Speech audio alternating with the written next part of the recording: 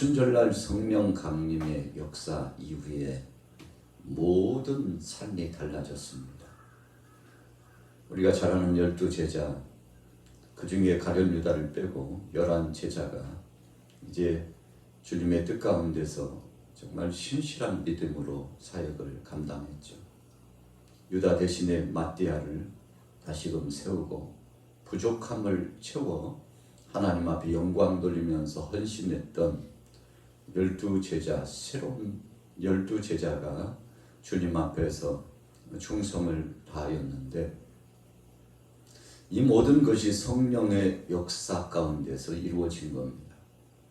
성령의 역사는 예수님도 행하신 사역의 행보 속에 성령의 이끄시어 그랬는데, 성삼위 하나님께서 함께 임재하시면서 우리 가운데 역사하셨다는 것을 의미합니다. 이 모든 것을 하나님이 계획하시고 또 하나님께서 실천적으로 나타내 이루시고, 또 하나님께서 그 모든 것들을 완성케 완전케 하시는 역사가 이루어지고 있는데, 오늘 4장의 말씀을 통해서 보면 이 모든 역사가 하나님 편으로부터 나왔음을 우리가 인정하고 고백할 수 있게 되는 거죠. 무슨 일을 하든지 만사형통한다라는 귀한 의미 부여의 말이 있습니다. 만사형통이라는 것은 모든 일이 다 뜻대로 이루어졌다는 거죠. 소통이 이루어지고 회복이 되었다는 겁니다. 그 어느 것도 이루지 못한 것이 없다는 것인데, 이 만사형통이라고 하는 것은 하나님께서 주도적으로 역사해 주셔서 주님 뜻 안에서 이루어 주시는 것을 의미한다고 볼 수 있습니다. 왜 그런가요? 사람이 계획한 것 같지만 그 일을 이루시는 분은 하나님이시기 때문에 그렇습니다. 어떤 때는 계획했던 바가 뒤엉켜 틀어져 가지고 이루어지지 못하는 일도 꽤 많습니다. 또 어떤 일은 생각 밖의 이런 일인데, 상상도 못했는데, 예견치 못했는데 그 일이 급물살 타고 일이 진행되더니 이루어진 예도 꽤 많이 있습니다. 그렇다면 우리는 어떤 고백을 하는 것입니까? 주님 뜻 안에서 모든 것은 형통케 된다, 이렇게 고백할 수 있는 것이죠. 오늘 아침에 나오신 여러분들과 저도 주님 앞에 구하고 간절히 기도할 제목은, 예수님께서 겟세마네 동산에서 그렇게 부르짖어 기도하신 것처럼 땀방울이 핏방울 되도록 기도하셔서 하나님의 뜻을 이룬 것처럼, 우리의 기도의 제목과 그 줄기와 목적은 오늘 아침에도 하나님, 주님 뜻이 이루어지기를 원합니다, 이렇게 하나님 앞에 청원하는 것이 온전한 기도자의 자세입니다.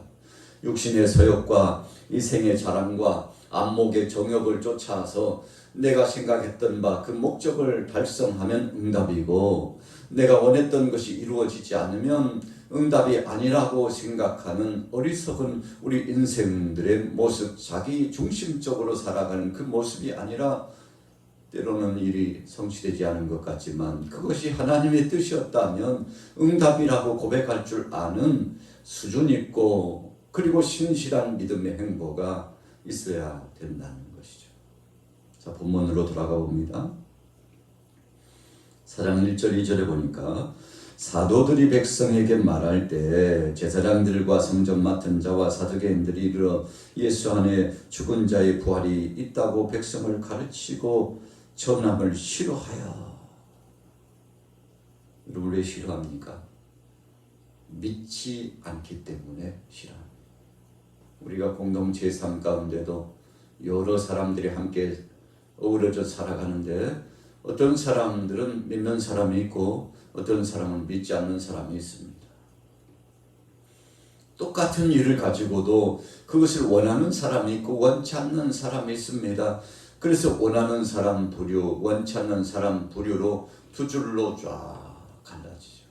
마치 진리의 역사를 추구하는 사람들과 비진리를 추구하는 사람들이 서로 갈림길이 있어서 갈라지는 것과 똑같은 것이죠.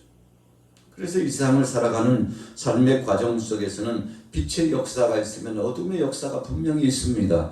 예수님은 빛의 역사 자체이시고 그 빛을 나타내시고 선포하시기 위해서 빛 대신 그분 자신이 역동적으로 이 땅에 오셔서 사람의 몸을 입고 오셔서 그것도 우리를 구원하시기 위해서 십자가상에 못 박여 죽으셨는데 죽으심으로 끝나지 않고 영광스럽게 3일 만에 부활하셨죠. 왜 부활하셨나요? 그분은 사망 권세에 붙잡혀 있을 수 없었습니다. 하나님이실 뿐만 아니라 약속한 바 부활의 영광스러운 다시 살리는 역사를 실천적으로 보여주시기 위해서 사랑하는 제자들에게 예수님께서 3년 동안 말씀하시고 훈육하셨던 그 말씀이 이루어졌다는 것을 선언하시기 위해서 부활의 첫 열매로 주님은 사망 권세를 이기시고 일어나시고 무덤 속에서 나오셔서 만천하에 40일 동안 부활의 역사를 나타내시고 보여주셨던 겁니다. 여러분, 오늘 본문 말씀 4장의 말씀은 부활을 믿는 자들과 부활을 믿지 않는 사람들하고 갈려집니다. 베드로와 요한을 핍박했어요. 감금했습니다. 이유가 뭔가요? 부활을 전하니까. 예수가 메시아라고 전하고 그분이 3일 만에 부활하셨다고 전하고 그뿐만 아니라 그분을 믿는 모든 사람들은 죽어도 다시 살리라는 부활을 전하니까 귀가 거슬렸습니다. 마음이 부담됐습니다. 믿지 못하는 사람들, 인정하고 싶지 않은 사람들이 얼마나 핍박했는지 몰라요. 여러분, 그래서 오늘날 우리가 2024년도를 살아가면서 복음을 붙잡고 사역을 감당하는데 지금도 2000년 전의 복사판입니다. 우리가 복음을 전하면 기쁨으로 받는 사람들이 있죠. 오히려 칭찬하고 협력하는 사람들도 많죠. 함께 도움을 주고 무더운 날씨에 전도하시느라고 참 고생이 많다고, 나도 예수님을 구주로 영접하고 있다고, 참 아름다운 복된 일을, 최고의 일을 하신다고 이렇게 칭찬도 하고 격려도 하고 사랑으로 함께 손에 손을 맞잡아주고 협력해주고 내가 당신들을 위해서 기도하겠습니다. 여러분, 이 서울 장안에도 교회가 얼마나 많습니까? 그런데 지나가는 믿음의 형제 자매들이 나도 믿음을 갖고 있는데 당신이 복음을 전하니까 너무 기쁘다고 칭찬을 해주고 격려해주면서 함께 협력을 하게 되는 모습, 어떤 모습입니까? 주님 안에서 하나 되었다는 모습입니다. 어떤 사람들은 믿음 생활을 하면서도 편협적으로 우리 교인 아니잖아, 우리에게 속한 자 아니잖아. 예수님께서 사역하실 때도 제자들이 주님, 우리 편이 아닌데 주의 이름으로 권능을 나타내고 저 모습 보세요. 어떻게 해야 됩니까? 좀 혼을 내서 내쫓아야 되겠죠? 내버려둬. 우리를 반대하는 자가 아닌데 왜 그래? 하나님 안에서 함께 일하는 자들인데 왜 그래? 내버려둬. 여러분, 아주 뼈있는 말씀을 주님이 해주셨죠. 여러분, 믿음을 가진 사람들이, 하나님의 자녀들이, 성령의 교통하심과 능력받은 사람들이 서로 하나가 되었죠. 그래서 베드로와 요한이 나가서 복음을 증거하니까 얼마나 많은 사람들이 은혜를 체험하고 하나님 앞에 나오는지 오늘 본문에도 보니까 성령에 충만했다고 그랬습니다. 얼마나 감사하고 감격스러운 것입니까? 성령께서 은혜를 더하시고 사랑하는 이들 가운데 놀라운 복을 나타내 주셨죠. 그래서 힘을 얻었어요. 자, 8절 말씀 보세요. 이에 베드로가 성령에 충만하여 이르되 백성의 관리들과 장로들아, 만일 병자에게 행한 착한 일에 대하여 이 사람이 어떻게 구원을 받았느냐고 오늘 우리에게 질문한다며. 그러니까 예수님께서 다 하셨다. 성령님이 역사하신다. 하나님께서 지금도 감찰해 보시고 동행하신다는 것을 핍박하는 자들에게 전하는 거예요. 여러분들이 방해하지 마세요. 여러분들 방해하지 마세요. 여러분들이 우리를 방해하는 것은 하나님을 대적하는 것입니다. 그런 의미 부여의 선포를 하는 겁니다. 그래서 여러분들의 말을 듣는 것이 옳소, 하나님 말씀 듣는 것이 옳습니까? 한번 생각해 보세요. 유대교주의자들이 적지 않게 사도들의 사역을 방해하고 핍박했잖아요. 이유는 한 가지입니다. 하나님을 믿는다고 하면서도 이 땅에 오신 메시아 예수 그리스도를 구주로 영접하지 않는 거예요. 그분이 죽으시고 부활하신 이 은혜 역사를 인정하고 싶지 않는 거예요.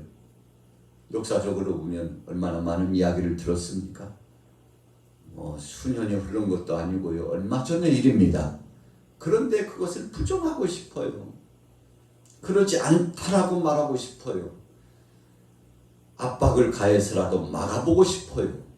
여러분 왜 그렇게 하는 겁니까? 영이 다르기 때문에 그렇습니다. 성령의 사람은 동질적으로 그 은혜 역사를 같이 증거하고 동조하고 협력하고 사랑하게 되어 있어요. 그러나 영이 다른 사람들은 악한 영, 여러분 성령이 아닌 사악한 원수마귀 권세의 지배를 받고 있기 때문에 계속 도둑처럼 도적질하고 깨트리고 파괴하려고 도모하는 거 아니겠습니까? 그 베드로가 보니까 영안이 열려가지고 영적으로 보니까 참 답답한 사람들이에요. 그래서 당신들 말을 듣는 것이 옳지 않은데 왜 그러느냐고, 하나님 말씀을 들어야 되지 않겠느냐고, 하나님 믿는다고 하면서 왜 하나님이 하시는 일을 방해하냐고, 이런 적극적인 해석의 말씀을 선포하고 있었던 것이죠. 자, 18절부터 우리 같이 한번 읽어볼게요. 시작.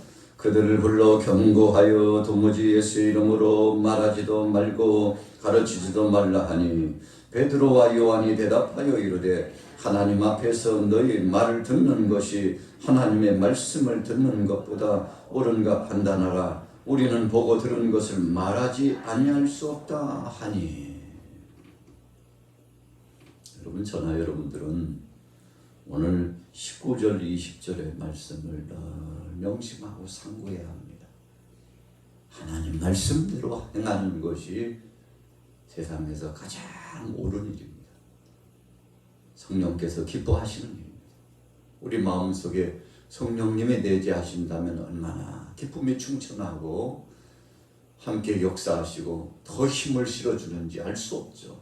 여러분, 그래서 우리는 이런 성령의 역사하심 속에 살아가는 인생입니다. 악한 것에 이끌려가지고 세풍에 젖어가지고 세상 소리에 귀를 열고 마음까지도 빼앗기는 자가 아니라 오히려 들려오는 소리들을 적당히 닫을 줄도 알고 헤아려 가릴 줄도 알고, 그래서 영적 분별함을 가지고 하나님 뜻이 아닌 것은요 귀 속으로 들어오려고 하면 바로 흘려야 됩니다.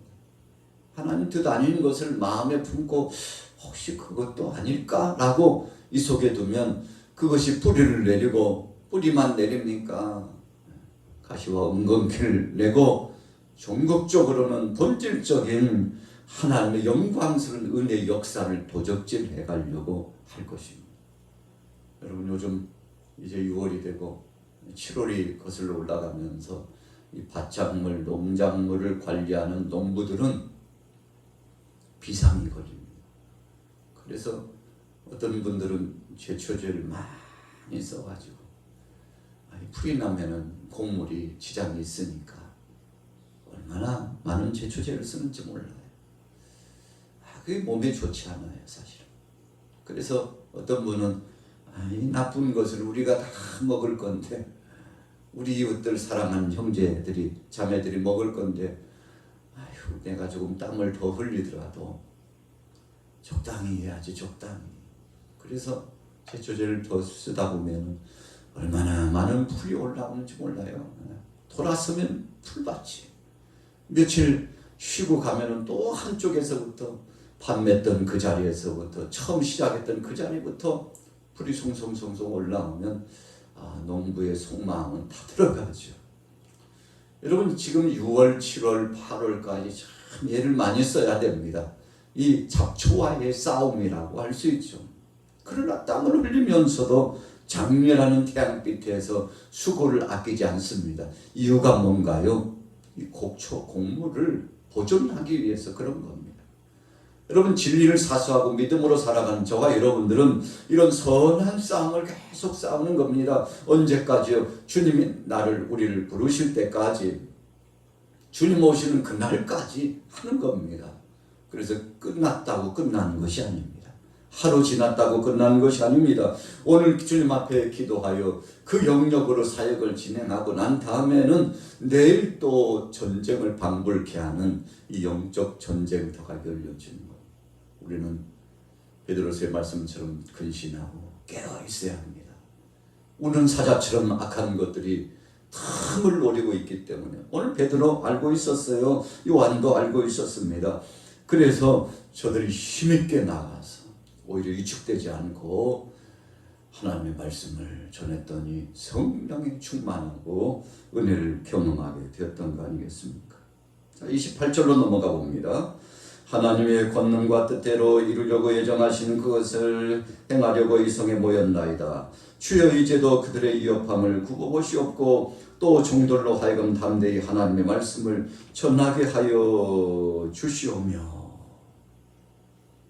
주님 앞에요, 무시로 우리가 기도한다는 말이 있는데 별도로 앉아서 시간을 머물고 그렇게 기도할 여력이 없어요. 그래서 잠깐이라도 즉시 그 현장에서 하나님 앞에 부르짖어 기도하는데 오늘 응답의 역사가 임했잖아요. 31절에 보세요. 필기를 다하며 모인 곳이 진동하더니 우리가 다 성령에 충만하여 담대히 하나님의 말씀을 전하니라. 여러분, 그래서 기도는요, 때를 가리지 않고 내게 기회가, 시간이 주어진 그 어느 때든지, 어떤 때는 걸어가면서도 우리가 기도하는 거 아니겠습니까? 여러분, 사도들은 지금 긴박한 상황 속에서 선한 싸움, 영적 싸움을 진행하면서 한 영혼이 귀하기 때문에 복음을 전하는데 많은 사람들이 돌아오고요. 그 유명한 32절부터 37절까지 은혜 받고 보니까 이것이 내 것이 아니라는 사실을 알았어요. 시간도 육체도 물질도 우리 가정에 허락한 자녀들까지도, 가족들도 우리가 누리고 있는 이 모든 것이 내 것이 아니라 하나님이 주신 걸로 알고요. 많은 사람들이 주님 앞에 나와서 내어놓고 함께 공유하고 사랑을 실천하고 살다 보니까 어떤 역사가 나타났나요? 34절에 보세요. 그 중에 가난한 사람이 없으니 이는 밭과 집 있는 자는 팔아 그 파는 것의 값을 가져다가 사도들의 발 앞에 두매 그들이 각 사람의 필요를 따라 나누어 주니라. 여러분, 이 시대는 바로 이런 사랑이 필요한 겁니다. 말세가 되면 사랑이 식어진다고 그랬는데 여러분, 우리 크리스찬들이 앞장서서 이런 사랑을 회복해야 합니다. 그래야 하나님 나라가 임하고 성령님이 기뻐하시는데 은혜 받고 보니까 이것이 가장 귀하다는 사실을 알고 주님 장차 부르시는 그날까지 복음 증거가 핵심적인 중심축이라고 생각해서 나가서 사역을 진행하는데 얼마나 마음이 기쁜지 몰라요. 즐거움으로 한 것입니다. 그래서 36절에 등장하고 있는 레이족 사람인 요셉이요, 바나바라고 하는 이 사람이 하나님 앞에 진심으로 중심으로 자원해서 하나님 앞에 올려드리고 사랑하는 동역자들과 나눔의 역사를 갖게 되지 않습니까? 여러분, 출애굽기 35장에 보면 성막 지을 때 자원하는 마음으로 가지고 나왔다고 했습니다. 그래서 교회 시대는 예나 지금이나 믿음을 가지고 자원하는 귀한 천병들을 통해서 하나님이 영광을 받으시고 주님 뜻이 이루어지는데 오늘도 여러분 이 4장의 말씀을 통해서 총괄적 총론적으로 생각해 보면 하나님의 뜻은 반드시 이루어진다. 또 두 번째는 모든 사역, 이 복음 증거의 역사는 내가 하는 것 같지만 하나님이 하신다. 이런 모토와 같은 믿음을 가지고 오늘도 힘있게 귀한 사역을 감당하시고 주님을 기쁘시게 하고 하나님의 영광을 드러내고 성령님이 기뻐하시는 사역 속에 승리하게 되시기를 예수님의 이름으로 축원합니다.